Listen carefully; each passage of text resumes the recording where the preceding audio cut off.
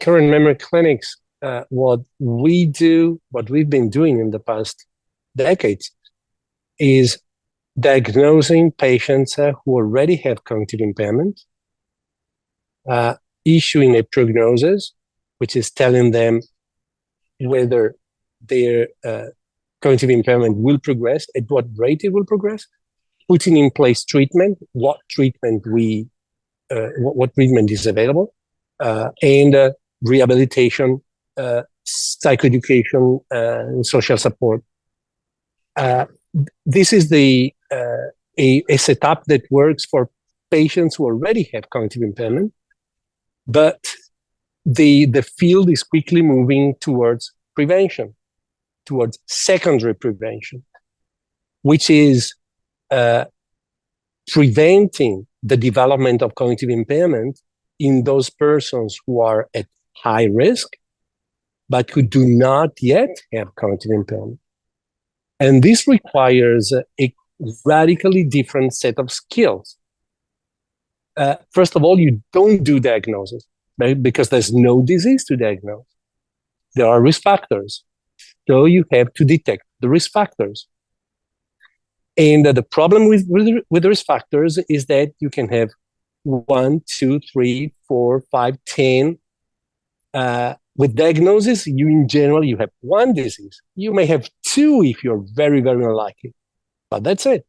With risk factors, you have a number of them. And the risk associated with each risk factor is different. There's weak risk factors. There's very strong risk factors for cognitive impairment.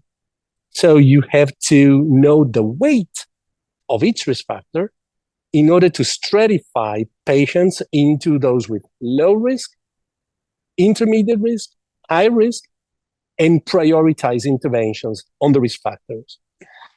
And the other challenge is communicating the risk factors to patients. Communicating a diagnosis is relatively, it's challenging, but it's comparatively easy, because either you have the disease or you don't. You cannot have half Alzheimer's disease. Either you have Alzheimer's or you don't. Risk factors have different, of course, you can have or not have risk factors, but risk factors are about probabilities. They do not tell you that you have a condition. They tell you that you have higher risk of developing a condition. So what's the risk? The challenge is communicating the concept of risk, which is radically different from communicating a disease, which is you don't have the condition. And then there's risk reduction interventions to put in place. And we have a number of strategies here. Multi-domain interventions, finger-like. There may be probiotic-based interventions. There may be drug-based interventions for secondary prevention in the future. And then there's cognitive enhancement,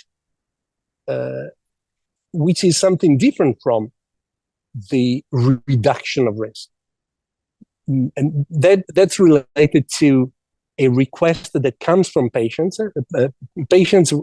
who do not, with subjective cognitive decline, who are at risk of cognitive impairment and dementia. They want to decrease the risk, but they also ask that their cognitive performance may function better than at the present time.